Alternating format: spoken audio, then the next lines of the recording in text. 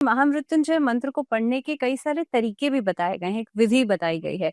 सुबह पढ़ना चाहिए, शाम को पढ़ना चाहिए। So what is that right विधि to chant that mantra? First of all, मंत्र का एक अधिकारित्व होता है। अधिकारित्व माने क्वालिफिकेशन होता है। पहले हम एक गुरु के पास जाएं। तद्विद्धि प्रणिपातेन परिप्रश्नेन सेवया उपदेक्ष्यन्ति ते ज्ञानम ज्ञानिनः तत्वदर्शिनः। ये भगवत गीता का एक श्लोक है जो भगवान कृष्ण अर्जुन को बोलते हैं। अर्जुन, तुमने मुझसे बहुत सवाल पूछे और मैं तुम्हारा कजिन फ्रेंड हूं। मैं इतना एक अपॉर्चुनिटी समझ के मैंने सभी प्रश्नों का उत्तर तुम्हें दिया। लेकिन इस दुनिया में एक गुरु को ऐसा अप्रोच नहीं करना चाहिए अर्जुन। पहले तुम उनके पास जाओ, उनकी सेवा करो, उनसे बहुत विनम्रता विनय से प्रार्थना करो और आपके सेवा से संतुष्ट होके वो आचार्यवर तुम्हें एक वर प्रदान करेंगे। वर माने मंत्र। उस मंत्र का जप करो और उस मंत्र के ज्ञान से तुम्हारा चेतनोज्जीवन होगा। You will have an upliftment. तो हमारे धर्म में ये मानना है कि सिर्फ मंत्र का एक पोटेंसी नहीं होता है। जो गुरु है उनके पास हमें जाना है और उनसे प्रार्थना करना है कि आप मुझे पढ़ाएं, मैं आपकी सेवा करता हूं। जब भी when he teaches you, then इस दुनिया में दो तरह के कोर्सेस होते हैं ना भावना। एक इन पर्सन आप यूनिवर्सिटी जाते हो और दूसरा है डिस्टेंस लर्निंग। जितना भी डिस्टेंस लर्निंग का एडवर्टाइजमेंट हो, इस दुनिया में companies in person classes courses को ही वैल्यू करते हैं। डिस्टेंस लर्निंग इतना नहीं। वैसे ही मंत्र है। तो आपको एक गुरु के पास जाना है, सीखना है और वो अधिकार तो बताएंगे। तुम इस टाइम में जप करो, इस टाइम में मत करो। सोचिए कि घर में मृत्यु हुआ है, हमारे रिश्तेदार का मृत्यु हुआ है, हम उस घर गए हैं। तो वो एम्बुलेंस के बाद हम घर पे आकर शास्त्र कहता है कि हमें नहाना चाहिए, क्योंकि वो एक पीरियड होता है अशौच काल। शुचि माने क्लेनलीनेस, अशौचम क्यों, एक डेड बॉडी घर में पड़ा है। तो के हिसाब से एक एटमॉस्फेयर में थोड़ा अशौच काल होगा, तब हमें नहाना है। और 12 दिन होने के बाद 13th डे ही हम जप कर सकते हैं। उस 12 डेज के अंतर्गत हम नहीं कर सकते हैं। तो एक मंत्र का बहुत विधि होता है, लेकिन श्लोक का वैसा नहीं।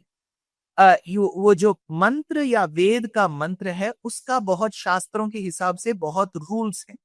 लेकिन व्हेन यू कम टू स्तोत्र स्तवम श्लोकम, उसका कुछ ऐसा विधि नहीं होता है। तो हम जब जी चाहें कर सकते हैं।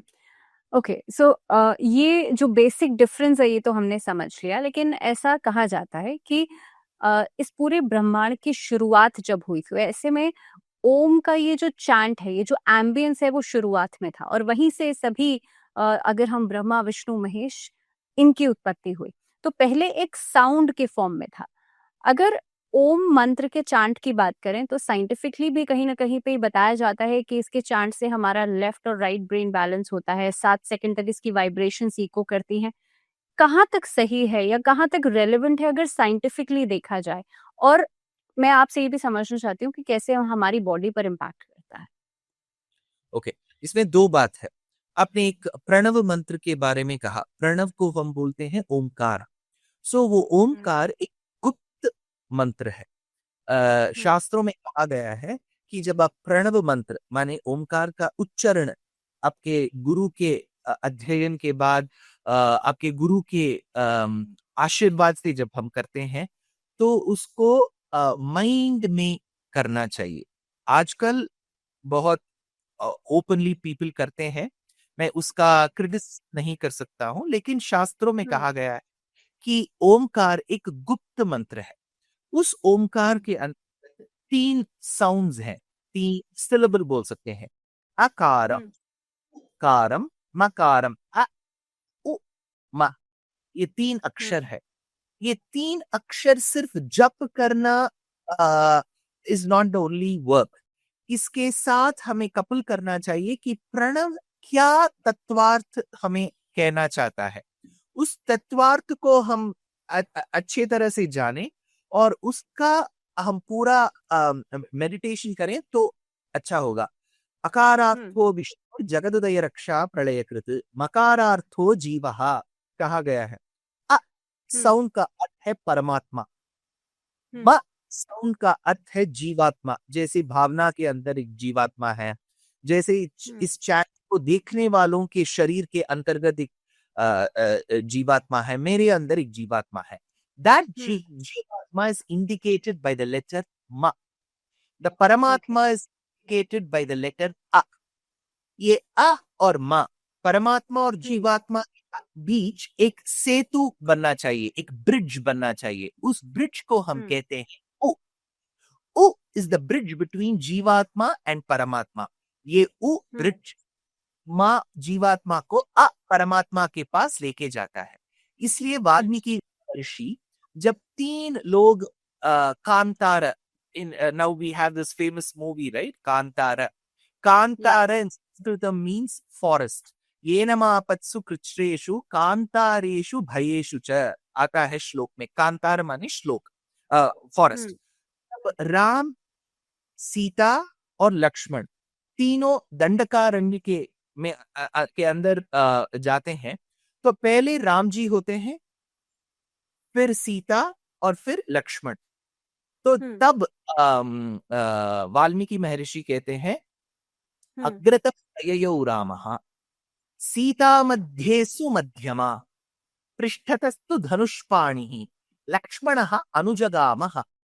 अग्रत प्रययौ रामः, पहले जाते हैं राम। प्रणव में जो अ है वैसे परमात्मा स्थान में राम है। सीता मध्य मध्यमा, मध्य बीच में जो सीता जाती है वो प्रणव के अंतर्गत जो उ है, उ का आधारत्व है। फिर जाते हैं लक्ष्मण जो म का स्वरूप है। सो आ उ म इस परमात्मा, ब्रिज जीवात्मा। इस कनेक्शन को हम माइंड में लेते हुए प्रणव मंत्र का जप करेंगे तो हमें परमात्मा के से संबंध ज्यादातर मिलेगा। वो है प्रणव। सेकेंड, आपने आपके प्रश्न में पूछा कि जब हम ये प्रणव या जो भी मंत्र है उसका वाइब्रेशंस हमारे बॉडी में कितना असर पड़ता है और what is the scientific basis. There are two ways to look at it भावना।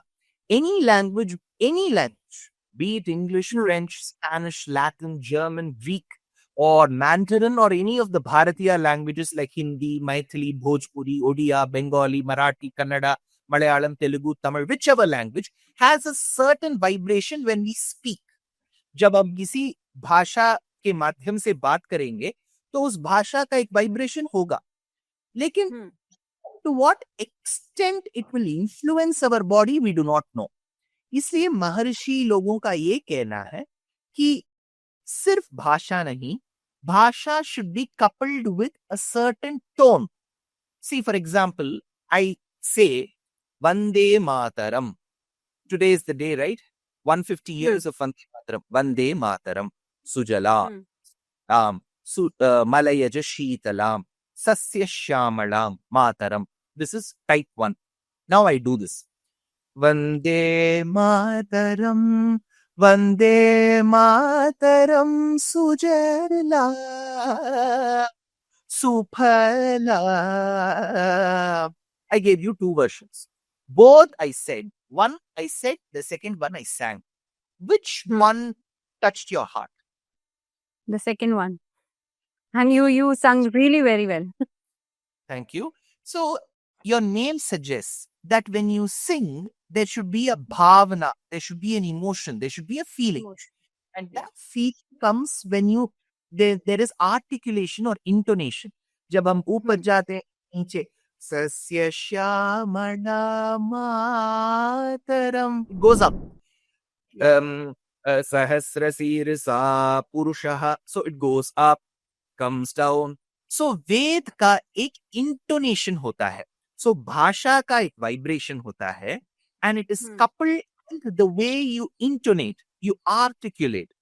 तो हमारे महर्षियों का ये कहना है कि the sound that comes, that mantra is already there in the universe.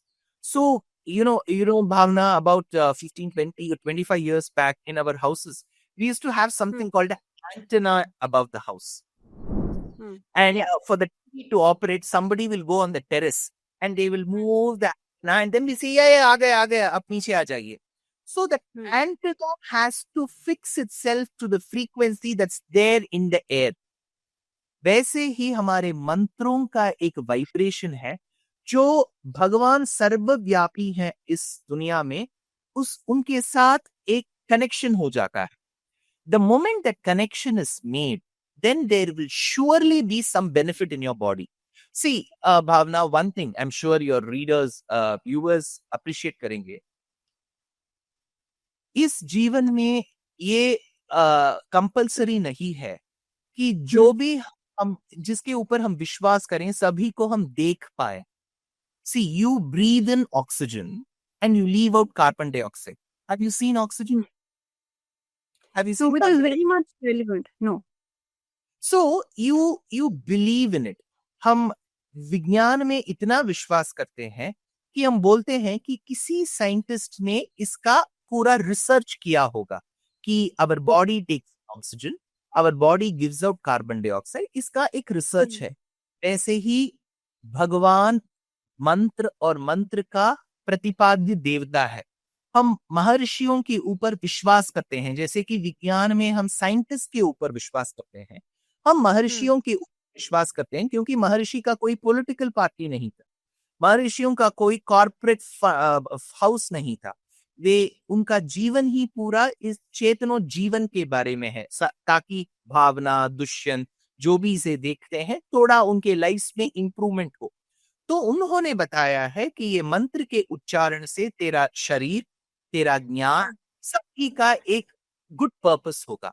So if you ask me that pranavam or any mantra has benefit, in my opinion, humble opinion, I would say yes. If you ask me, can you see that mantra and that vibration? I will say I can't see. Then why should I believe? If you ask, I will say life is about trust.